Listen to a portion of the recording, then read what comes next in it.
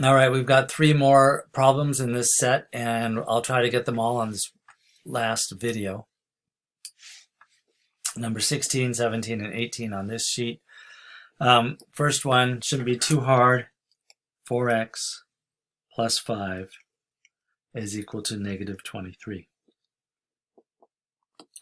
All right, so we're always trying to isolate x. We're going to solve for x, right? So we're going to isolate it. And that means moving anything in the periphery, like this positive 5, we're going to subtract it. Positive 5, negative 5, they go out, leave 0. So we can rewrite this 4x is equal to negative 23 minus 5. So you've got two negative numbers. If you put them together, it's going to be more negativity. So negative 28. Just combine or add the two figures and keep the negative sign. 4x is equal to negative 28. Next step is to go after the 4. The x is being multiplied by 4, so we're going to use the inverse operation and divide by 4. 4 divided by 4 leaves 1, which is 1x, or just x. And that's equal to this number divided by 4. So the tricky part here is that it's negative 28. But 28 divided by 4 is 7. Negative 28 divided by 4 is negative 7. So x is equal to negative 7. If we put our answer in here, this should be a true statement.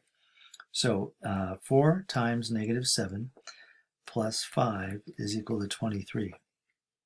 4 times negative 7 is negative 28 plus 5. And is that 23? So here we have two different signs, a negative number and a positive number being combined. When the signs are different, we take the difference between the two numbers, and the difference between 28 and 5 is 23.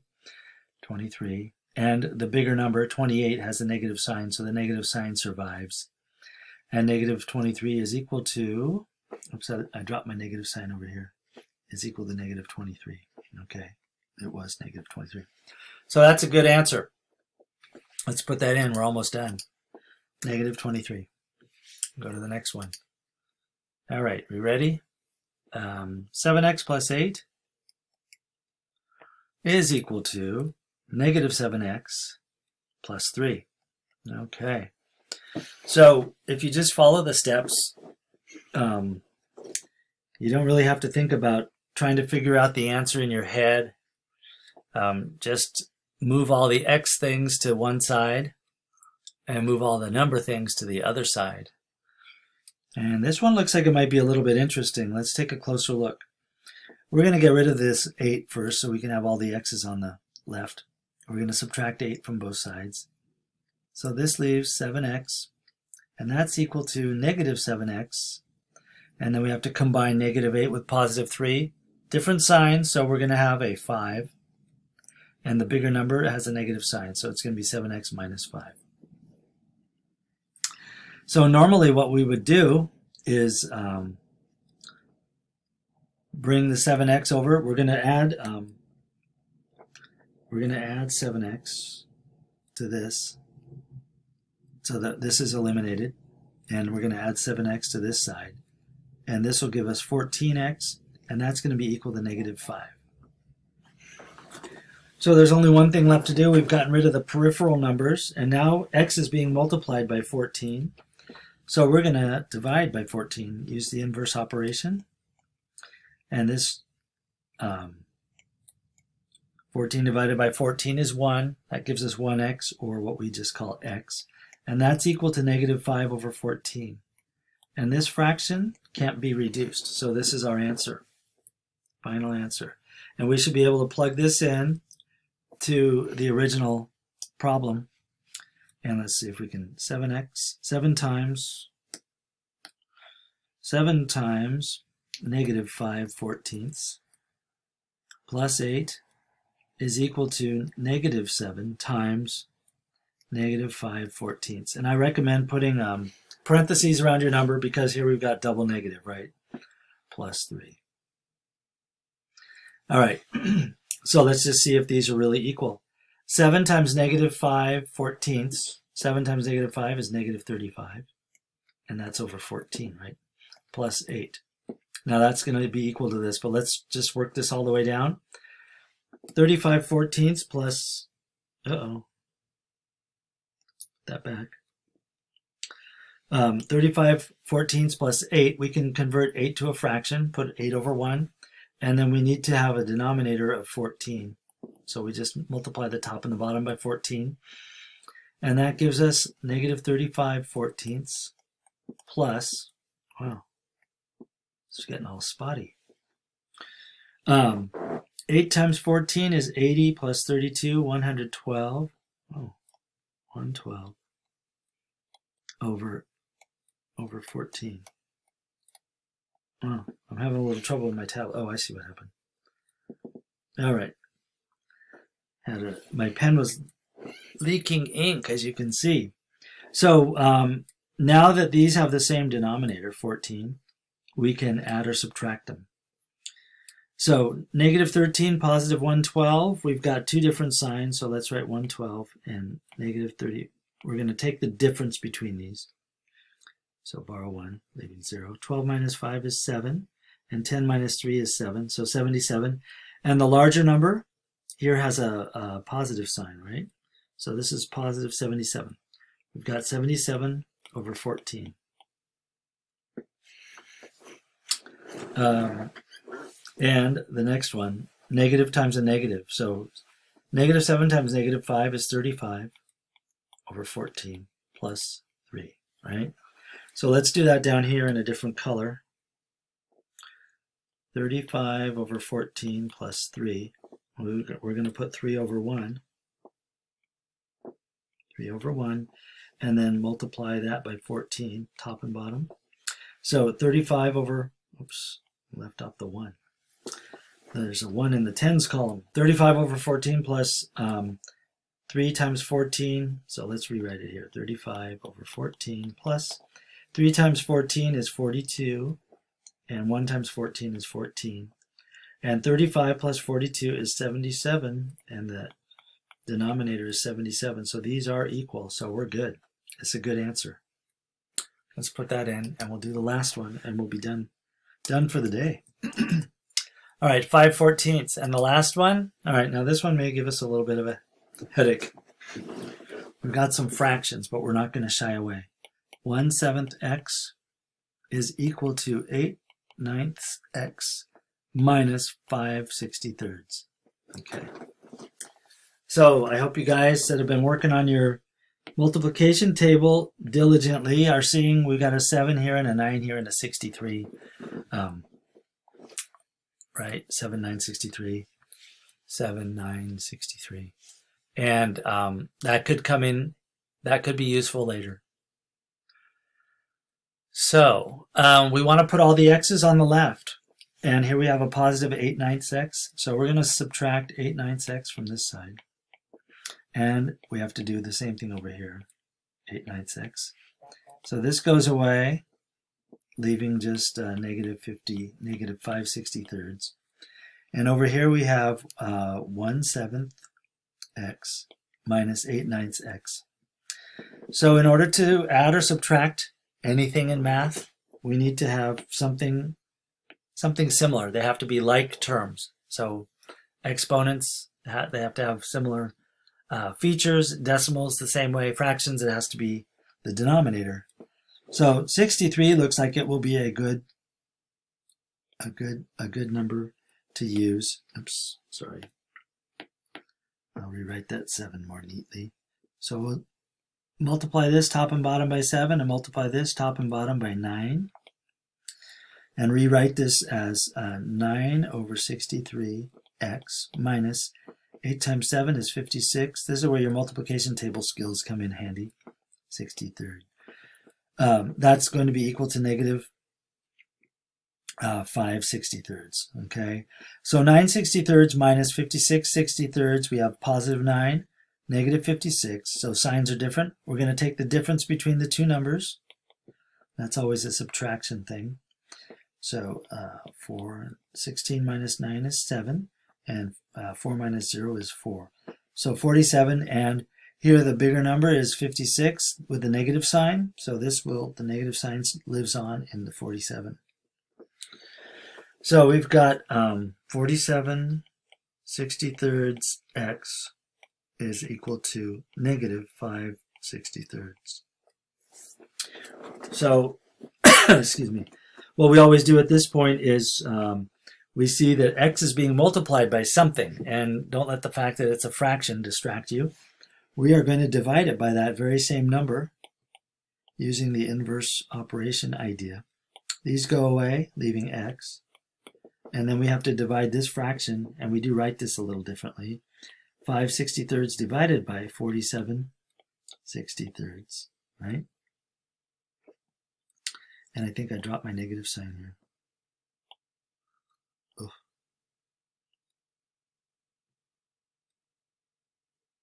Okay, that's okay as long as we have it in over here.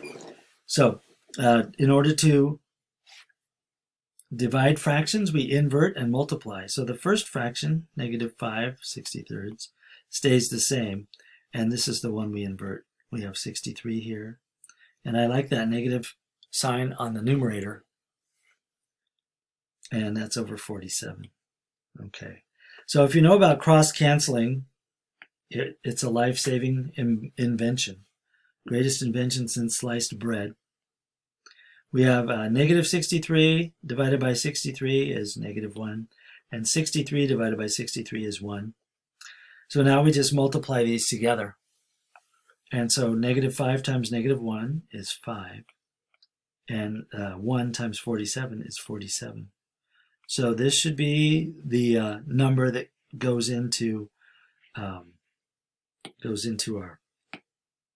variables here and here to make this a true statement. So let's try it out, see if it's true. 1/7 times 5/47 is equal to 8/9 times 5/47 minus 5/63. All right, so 1 times 5. So first we're going to look and see if we can reduce these at all, reduce them, and I don't think we can. So we're just going to go 1 times 5 is 5. 7 times 47, 7 times 40 is going to be 280, plus another 7 times 7, which is 49. So 280 plus 49, is that 329? Well, that's a big denominator. That's going to be equal to 8/9 times this number. So 8 times 5 is 40. 9 times 47, that's even bigger. I'm going to write this one out longhand. 9 times 47. 9 times 7 is 3, carry the 6. 9 times 4 is 36, plus 6 is 42. 423, talk about a huge denominator, minus 5/63. All right. Ugh. It's going to be big. Going to be a big number. Isn't there something we can do to make it easier? Maybe not. So they used a prime number, so we can't factor it down. Curses. All right, well, so the only way to, let's see, let's use this 63. We can divide this by 3, right? We get 21, and divide that by 3, and that leaves 7. Those are all prime numbers. So the prime factorization of 63 is 3 times 3 times 7. 3 squared times 7. And this combination of numbers will only lead to 63.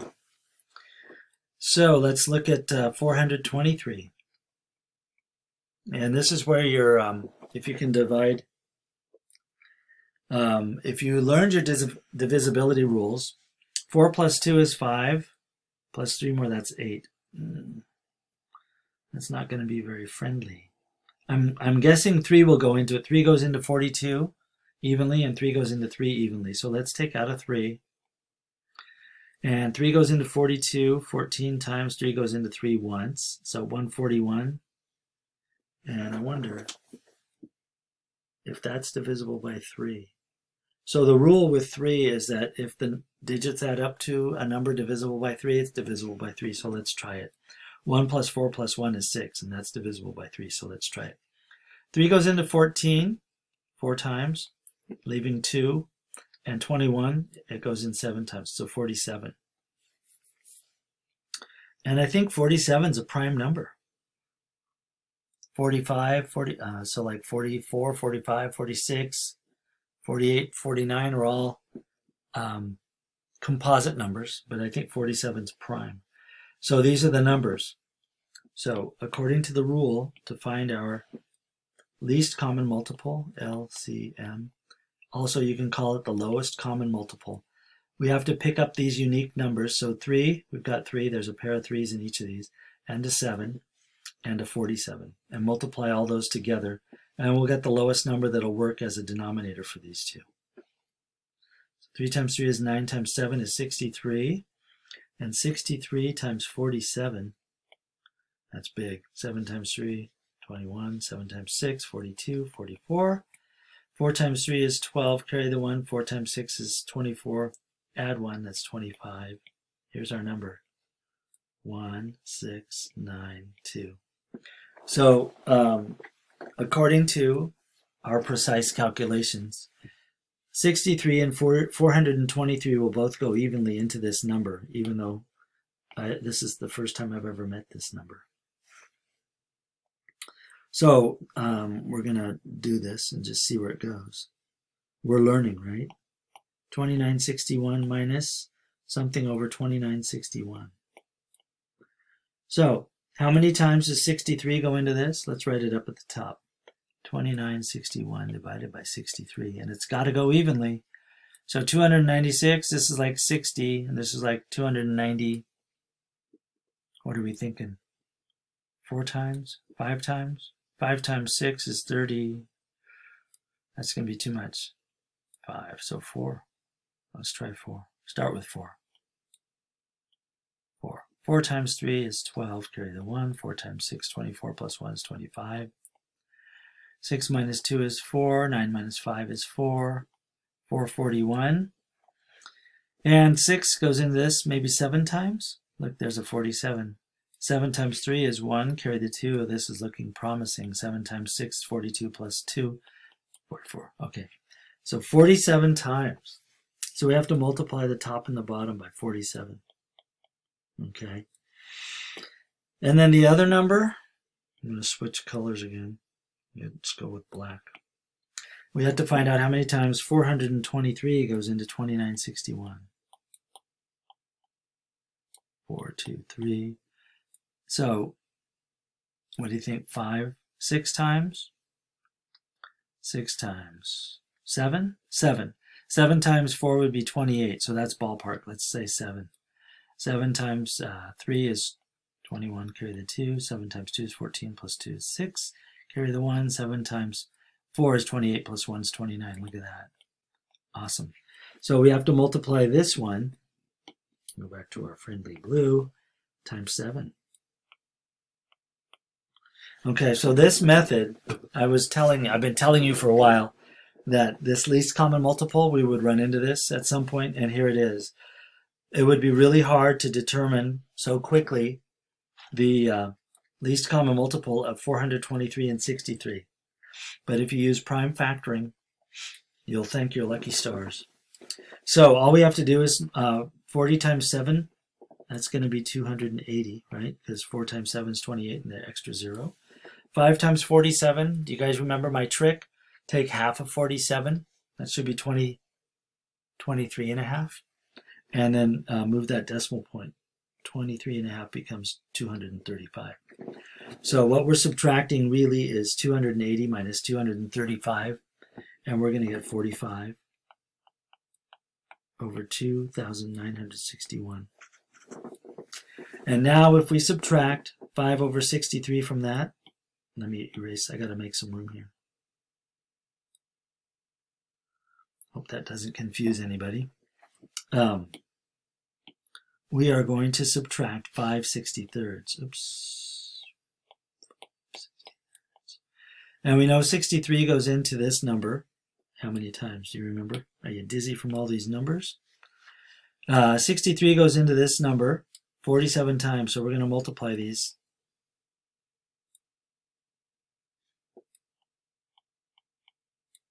Now I'm thinking I just made some kind of mistake. I think we already did this. All right, stop. Okay. I'm repeating something, so it's rather embarrassing. We're almost to the end of the problem. So what we're going to do, this is our final product. And this is supposed to be equal to this. But is it? Well, we won't know till we reduce this one. So 2 plus 9 is 11, plus 6 is 17, plus 1 is 18. 18 is divisible by 9. So if you know your divisibility rules, we're going to divide these by 9. And 45 divided by 9 is equal to 5. And I'm betting that 2,961 divided by 9 will be 329. But let's just see. 9 goes into 29 3 times, that's 27 with 2 left over. 9 goes into 26 twice, that's 18. With how much left over? 8. 81. 9 goes into 81 9 times with 0 left over. Awesome. So 5 over 329. So, oops. Mess up my ending. So this is true. This statement is true. So our answer here is good.